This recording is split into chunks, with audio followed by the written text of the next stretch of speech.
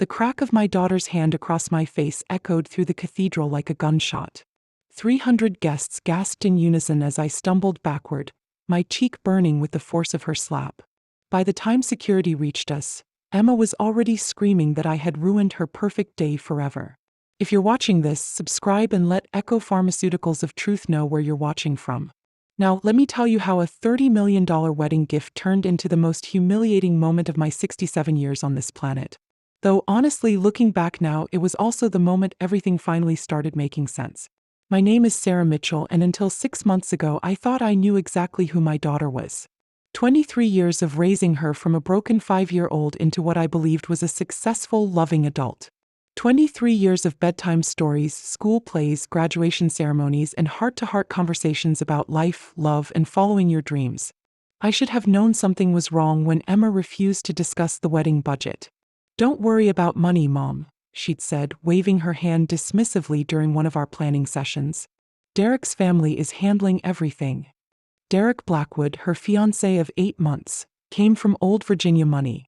His father, James, owned a chain of luxury hotels across the East Coast, and Emma had made sure I knew it from day one. But I wanted to contribute something meaningful. Mitchell Industries, the tech company I'd built from nothing over the past 30 years, was finally ready for its next generation. The patents alone were worth over $40 million, and I'd always planned to bring Emma into the business eventually. The wedding seemed like the perfect opportunity. I arranged to meet her at our usual coffee shop downtown, the little place where we'd celebrated her college acceptance, her first job, and her engagement. I brought the legal documents with me, neatly organized in a leather portfolio that had seen me through countless business meetings. "Emma, sweetheart," I said, sliding the folder across the marble table between us, "I wanted to give you something special for your wedding, something that would set you up for life." She opened it with mild curiosity, her perfectly manicured nails tapping against the leather as she scanned the papers. I watched her expression change from confusion to surprise to something that looked almost like disgust.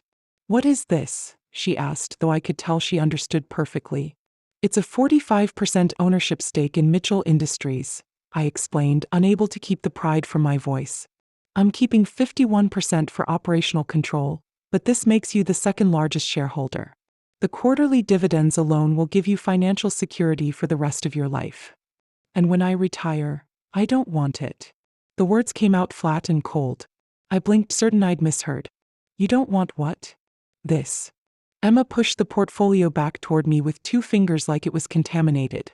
"I don't want to be tied down to some boring business I know nothing about. I don't want quarterly meetings and dividend reports and all that corporate nonsense." The coffee shop seemed to grow quieter around us. I could hear the espresso machine hissing in the background, the low murmur of other conversations, the sound of my own heart beating just a little too fast. "Emma, this isn't just any business. It's our family's legacy. I built this company from nothing, working 18-hour days so you could have every opportunity. And I appreciate that, Mom. I really do." Her voice took on that patronizing tone she'd perfected over the years. "But I'm not you. I'm not cut out for the business world. It's just not who I am." I leaned forward, trying to understand. "Then what do you want? How can I help you start your life with Derek?" Emma's eyes lit up then, and for a moment she looked like the eager little girl I remembered. "Well, if you really want to give us a wedding gift, there is something that would mean a lot more than stock certificates. Of course, anything. $30 million. The number hit me like a physical blow. I actually felt my mouth fall open, had to consciously close it again. "I'm sorry, what did you say?" $30 million. Emma spoke slowly now, like I was having trouble understanding English. "In cash. Derek and I have been looking at houses in Napa Valley, and we found the perfect estate. Scott Vineyards, a main house, guest cottages, the works. But it's $30 million, and his trust fund won't release that kind of money until he's 35. I stared at my daughter, this beautiful young woman I'd loved and supported through everything, trying to process what she was asking. "Emma, that's not a wedding gift. That's more money than most people see in a lifetime. But you have it, don't you? The company's worth $40 million, you said so yourself. And you've got savings, investments, the house." She waved her hand vaguely. "Besides, you're always saying you want to help me succeed. This is how you can do that." The logic was so twisted it almost made me dizzy. She didn't want the steady, long-term wealth of company ownership, but she wanted me to liquidate everything I'd worked for to buy her a fancy house. Emma, even if I sold the company tomorrow, which I have no intention of doing, 30 million is 3/4 of everything I own. So, her voice had gotten harder now, more demanding. It's not like you need it. You're almost 70, Mom. How much more money could you possibly spend? There it was, the casual dismissal of my remaining years, the assumption that my life was essentially over and therefore my resources were up for grabs. I'd heard this attitude from other elderly people, stories of adult children circling like vultures, but I'd never imagined it would come from Emma. I took a slow sip of my coffee, buying myself time to think. The bitter taste seemed appropriate somehow. Emma, I love you more than life itself, but I can't give you $30 million in cash. It would mean dismantling everything I've built, and frankly, it's not a reasonable request. Her face went through a series of expressions: surprise, disappointment, and then something that looked almost like rage. So that's it. You won't help your own daughter because you care more about your precious company than my happiness.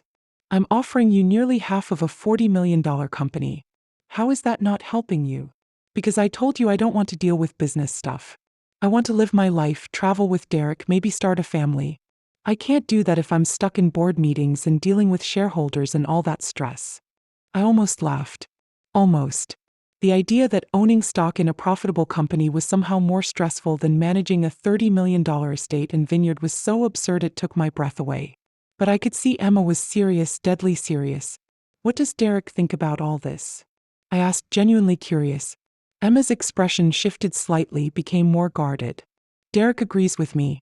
He thinks it would be better to start fresh without being tied down to your company.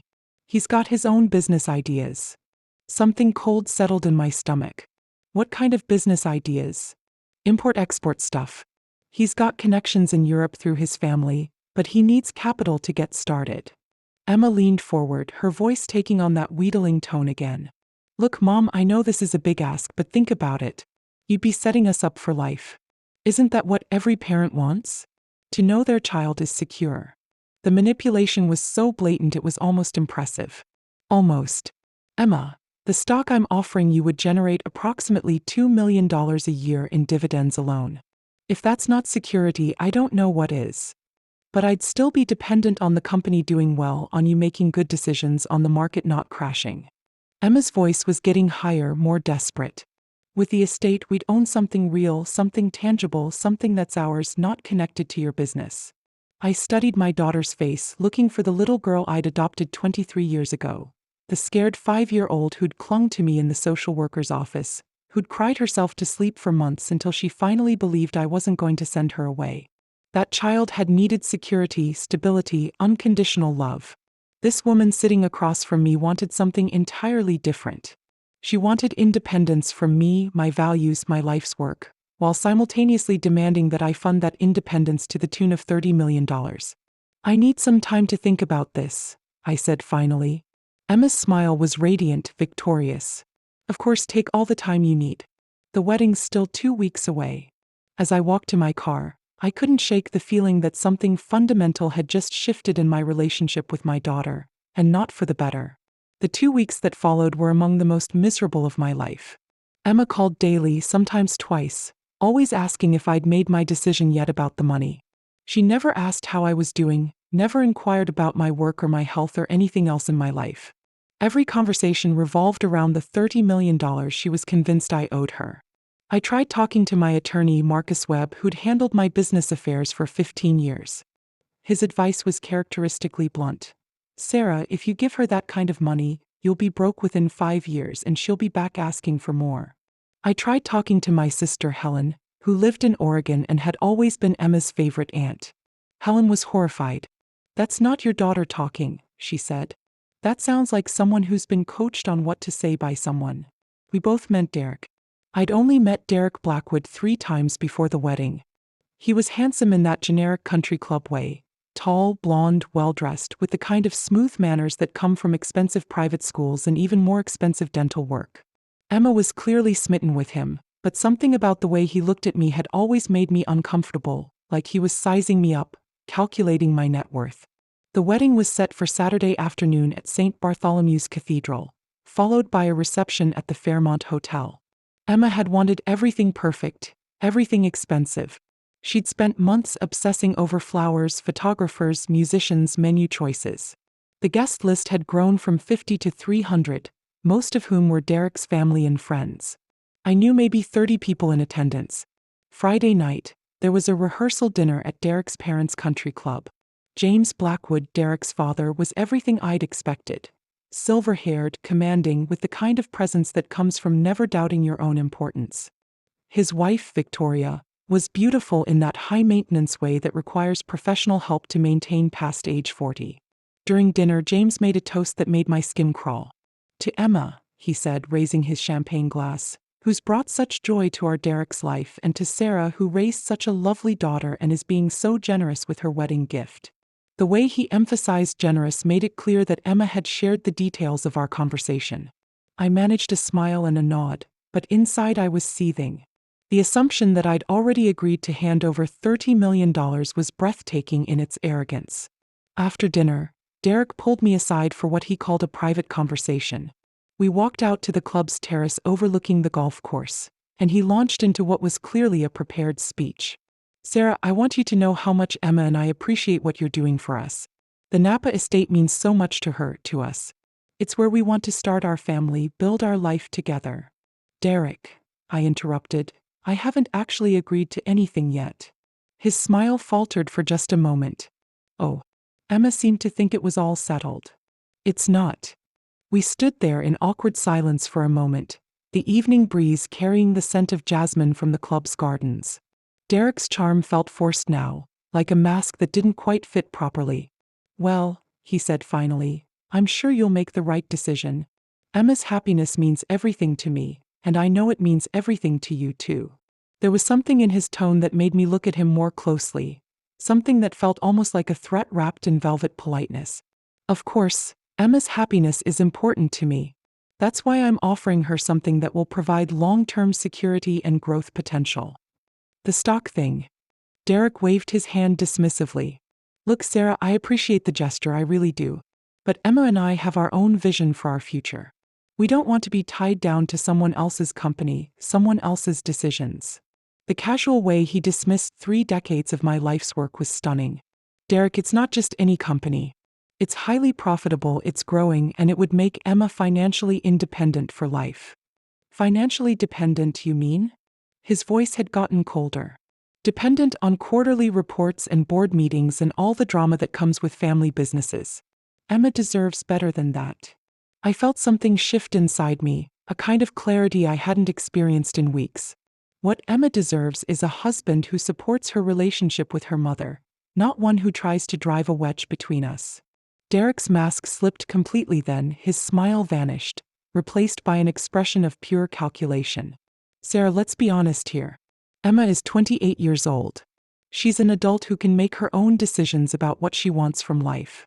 And what she wants is independence from your controlling behavior." "Controlling behavior?" I couldn't keep the incredulity out of my voice. "The way you've kept her tied to you emotionally and financially her whole life. The guilt trips about sacrifice and gratitude. The constant reminders of how much you've done for her." Derek stepped closer, his voice dropping to barely above a whisper. "Emma's told me everything, Sarah, about how you use your generosity to manipulate her. How you make her feel guilty for wanting her own life."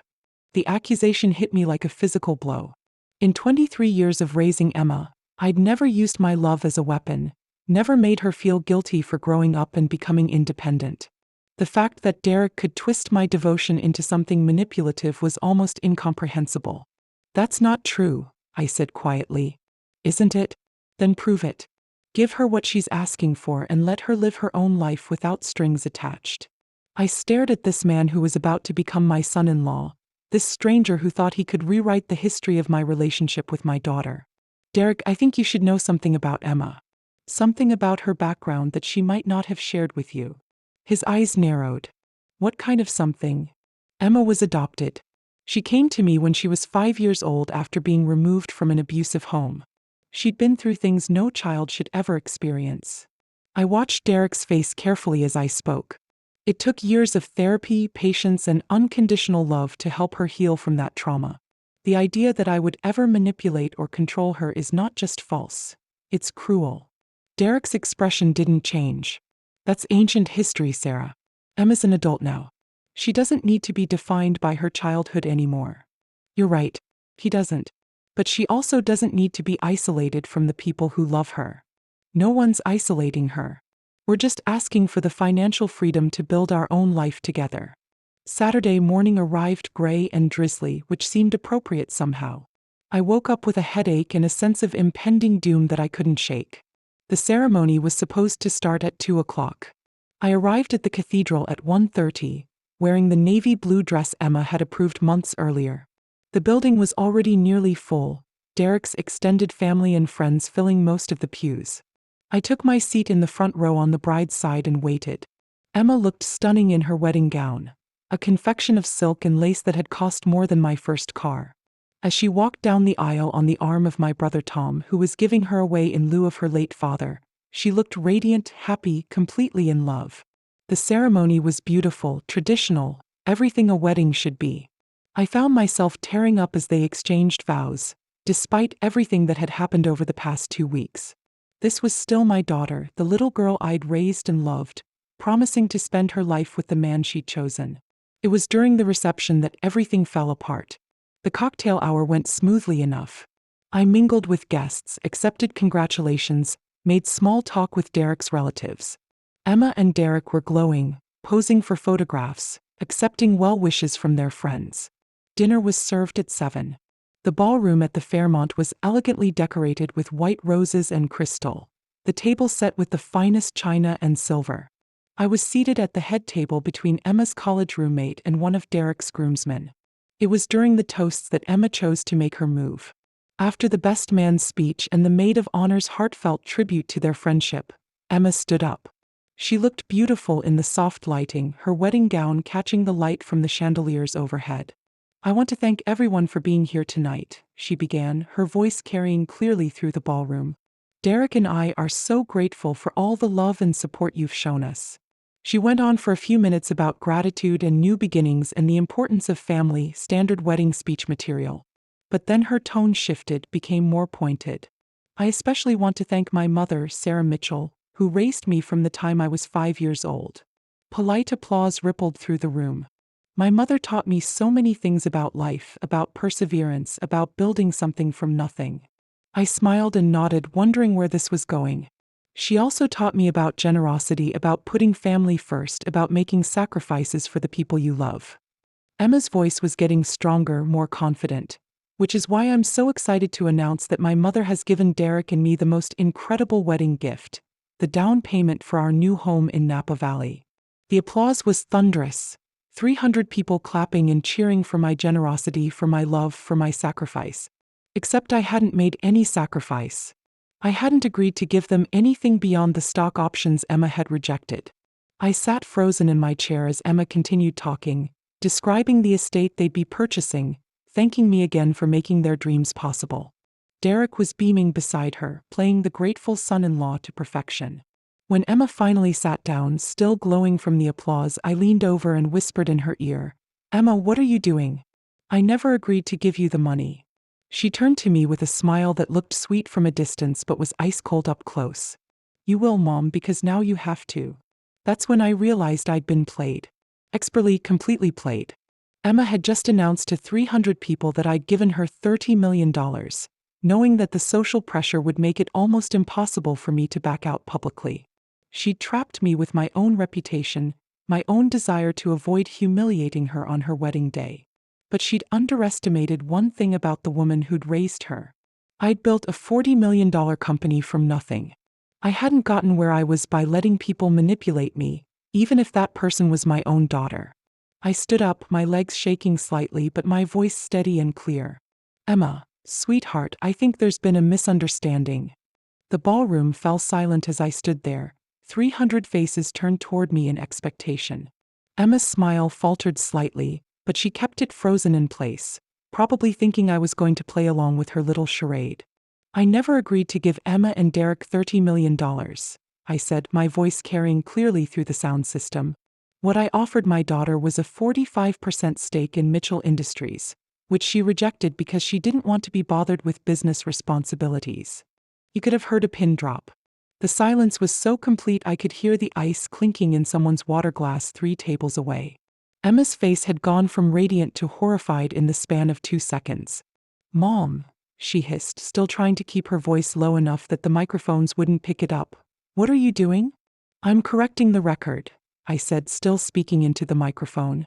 "I love my daughter dearly, but I won't be manipulated into bankrupting myself to fund a lifestyle I can't afford to support." Derek stood up then, his face flushed with anger and embarrassment. "Sarah, this isn't the time or place for this conversation. Can't we discuss this privately?" The time for private conversations ended when my daughter decided to lie to 300 people about my generosity. I looked directly at Emma, my heart breaking at the fury in her eyes. "Emma, you've put me in an impossible position. You've announced something that isn't true, hoping to pressure me into making it true. You're humiliating me," Emma whispered, her voice shaking with rage. "On my wedding day in front of everyone. You humiliated yourself when you chose manipulation over honesty." That's when she slapped me. The crack echoed through the silent ballroom like a gunshot. My head snapped to the side from the force of it, and I actually stumbled backward a step. The burning sensation spread across my left cheek as 300 people gasped in unison. "You selfish, bitter old woman," Emma screamed, all pretense of wedding day composure gone now. "All I wanted was your help starting my life with Derek, and you couldn't even do that. You'd rather keep your precious money than see your daughter happy." Security was moving toward us now, but Derek grabbed Emma's arm, trying to pull her back. "Emma, please, let's handle this privately." But Emma was past caring about appearances. 23 years of suppressed resentment came pouring out all at once. "Do you know what it was like growing up with you? Always having to be grateful, always having to prove I was worth the sacrifice you made taking me in, never being allowed to just be your daughter because you never let me forget I was adopted." The words hit me harder than her hand had. "Emma, that's not true. I never. Every time I wanted something you thought was frivolous, every time I made a choice you didn't approve of, you'd get that look. That disappointed look that reminded me I owed you everything." Emma was crying now, mascara streaking down her cheeks, but she didn't seem to care. "Well, I'm tired of owing you. I want to be free of your expectations and your judgments and your control." I stood there, my cheeks still burning, feeling like I'd been gutted. This wasn't my Emma talking. This couldn't be the little girl who used to crawl into my bed during thunderstorms, who brought me dandelions from the yard and called them flowers, who told me she loved me every night before I tucked her in. Derek was trying to calm her down, whispering urgently in her ear, but Emma shook him off. "No, Derek, I'm done pretending. I'm done being the grateful little orphan who has to earn her place in this family." Security finally reached us. 2 men in black suits who looked like they'd rather be anywhere else. The wedding coordinator was frantically gesturing from the sidelines, trying to figure out how to salvage what was left of the reception. "Ma'am," one of the security guards said gently, "we need you to come with us." For a moment I thought he was talking to Emma. Then I realized he was looking at me. I was the one being escorted out, not the bride who'd just physically assaulted me in front of 300 witnesses. "Wait," I said, confusion making my voice sound smaller than I intended. "I'm not the one. The family has requested that you leave," the guard said, not unkindly but firmly. "We can escort you out quietly, or we can make this more complicated. Your choice." The family. Derek's family. Of course. This was their event, their venue, their rules, and they wanted the problem removed as quickly and quietly as possible. I looked around the ballroom one more time. Some faces showed shock and sympathy, but most were carefully neutral, unwilling to take sides in such a public family drama. James Blackwood was already moving toward the microphone, no doubt preparing to smooth things over and get the party back on track. "Fine," I said, gathering what was left of my dignity.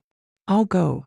As security escorted me through the ballroom, I caught fragments of whispered conversations. Always knew there was something off about that relationship. Poor Emma, having to deal with that. Money changes people, doesn't it? By the time I reached my car, the story was already being rewritten. I was the villain, the controlling mother who tried to ruin her daughter's wedding rather than give her the financial support she deserved. Emma was the victim, the sweet bride whose special day had been destroyed by a bitter old woman's selfishness. I sat in the parking lot for 20 minutes, shaking from adrenaline and heartbreak. Then I drove home to my empty house and poured myself a very large glass of wine. It was 3 days before Emma called.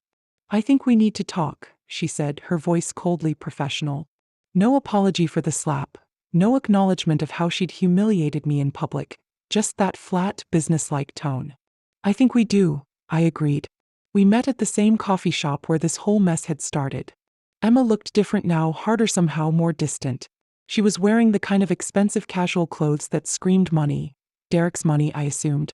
"I want you to know I've spoken to a lawyer," Emma said without preamble, "about my legal rights regarding your estate." I blinked. "Your legal rights? As your adopted daughter, I'm entitled to inherit your assets when you die. But there are ways you could try to cut me out of your will, and I wanted to make sure I understood my options." The casual way she discussed my death, the assumption that my primary purpose in life was to serve as her future inheritance, it was breathtaking in its callousness. "Emma, I'm 67 years old and in perfect health.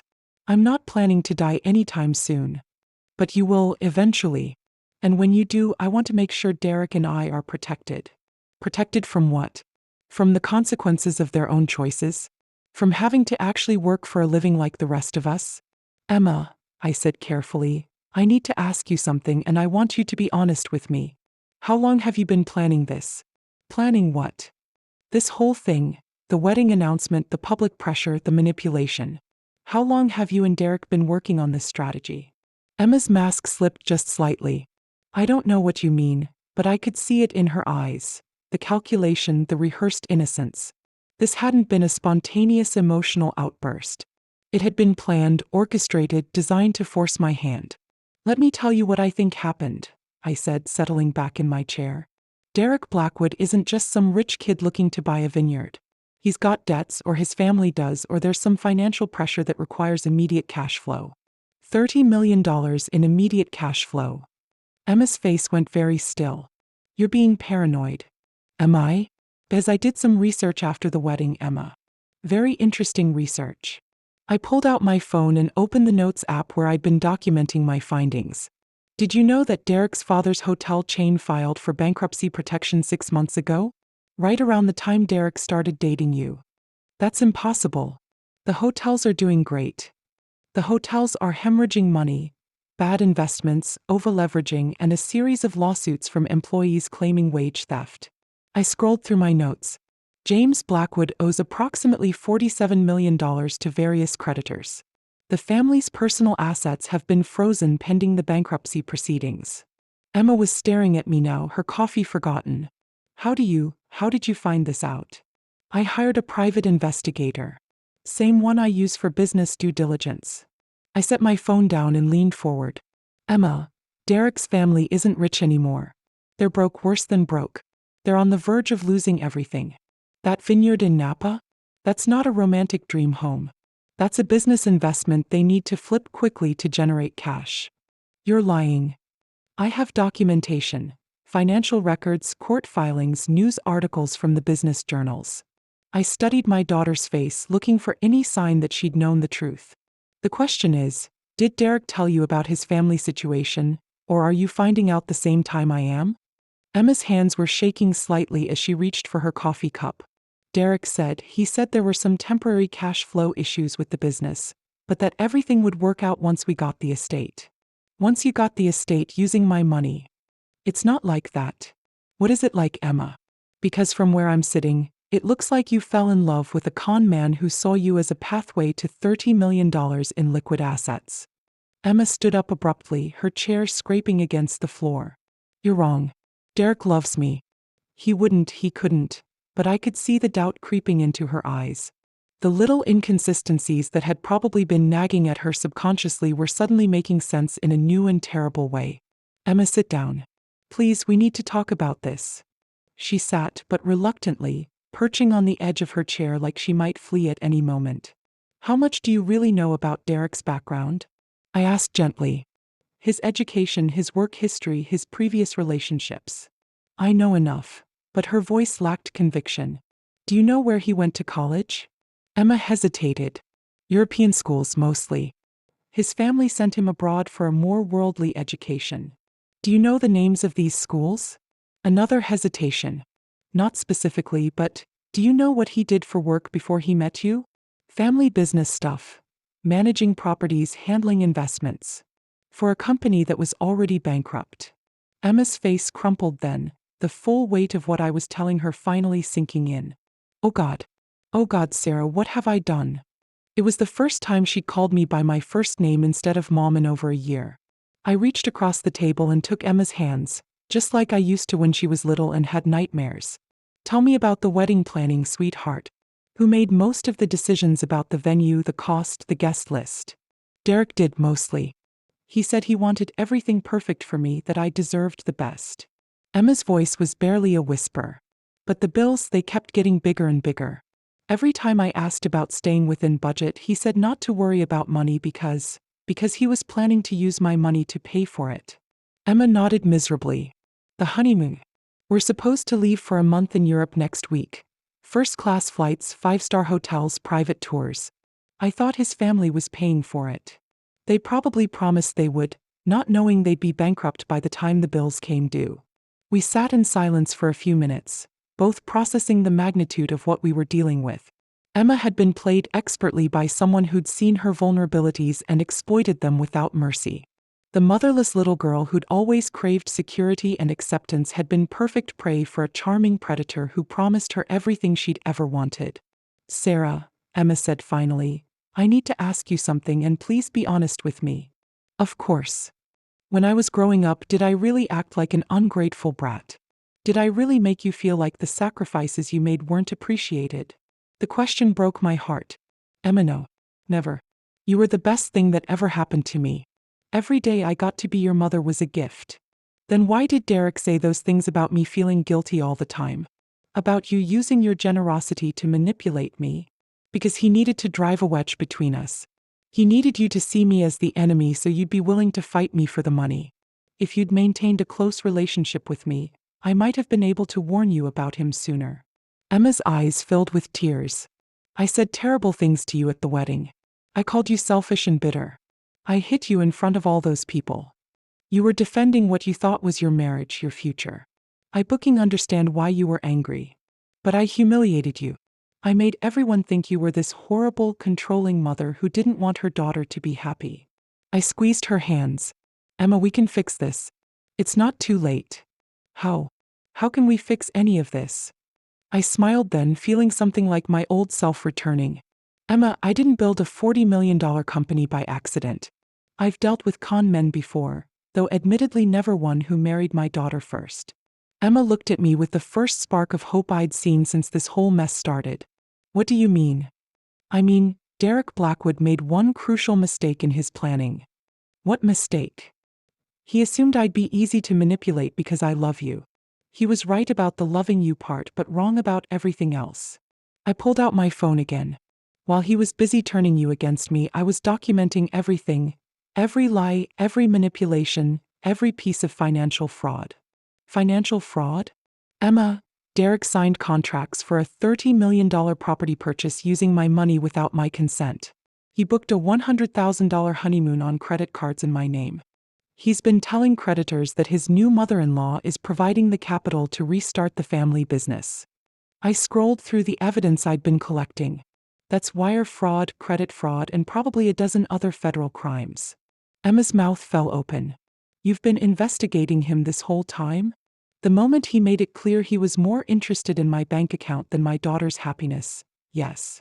What are you going to do? I stood up, leaving money on the table for our coffee. Emma, what are we going to do? If you want to fix this, if you want to save yourself from whatever Derek was really planning, then I need you to trust me one more time. Emma stood too, her face pale but determined. What do you need me to do? I need you to go home and act normal, I said as we walked out of the coffee shop. Don't let Derek know we've talked. Don't mention anything we've discussed. Can you do that? Emma nodded, though she looked terrified. How long do I have to pretend? Not long. Tomorrow morning at 9 o'clock there's going to be a knock on your door. FBI Financial Crimes Unit with warrants for Derek's arrest and seizure of all assets purchased with fraudulent funds. The FBI? Emma's voice squeaked. Sarah, how did you? I told you, Emma, I've been documenting everything. When someone commits federal crimes using forged financial documents, the FBI tends to take that seriously. I put my arm around her shoulders, the first physical contact we'd had since the slap heard round the ballroom. But here's what's going to happen. You're going to cooperate fully with their investigation. You're going to provide testimony about Derek's deception. And you're going to file for an annulment based on fraud within the marriage. An annulment? Derek married you under false pretenses, using a false identity and false financial information. That makes the marriage legally void. We reached our cars parked side by side in the lot. Emma, I need you to understand something.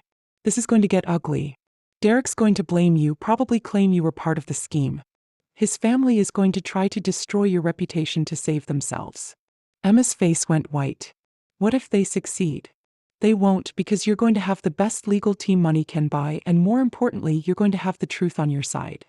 I handed her a business card. This is Marcus Webb, my attorney. He's expecting your call tonight. He'll handle everything. What about you? What's going to happen to your reputation after all this comes out? I laughed. Actually laughed for the first time in weeks. Emma, I'm 67 years old. I've built a successful company, raised a wonderful daughter, and survived more challenges than I care to count. My reputation can handle the truth. Emma was crying now, but they were different tears than before. Relief maybe, or just the overwhelming emotion of realizing how close she'd come to destroying her life. I'm sorry, she whispered. I'm so sorry for everything I said, everything I did. I don't know how you can ever forgive me. Emma, you were manipulated by an expert.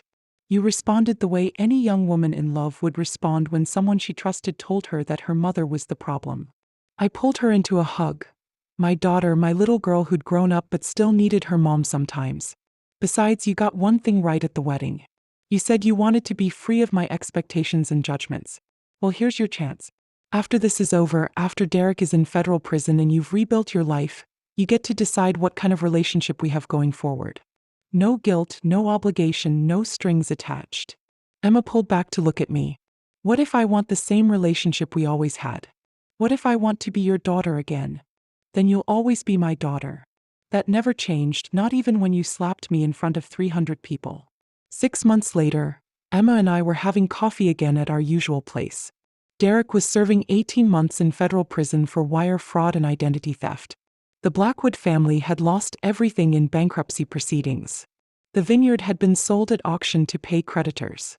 Emma was working part-time at a nonprofit while taking business classes at night.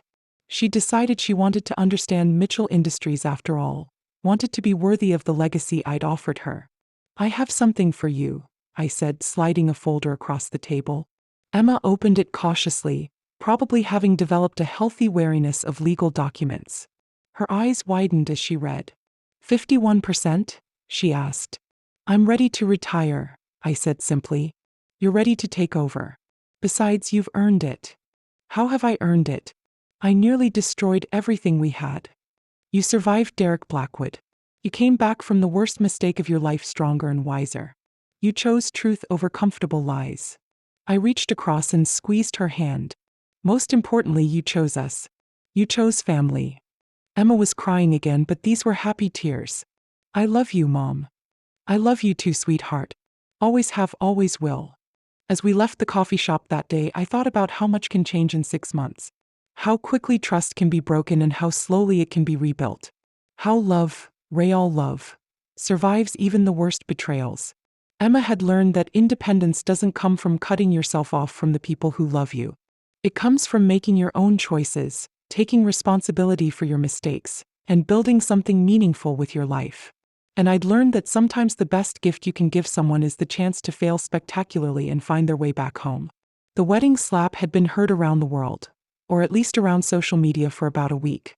But the reconciliation that followed was quieter, deeper, and infinitely more valuable. Sometimes the most painful moments of our lives turn out to be the most necessary ones. Thanks for listening to Echoes of Truth. Don't forget to subscribe and feel free to share your story in the comments. Your voice matters.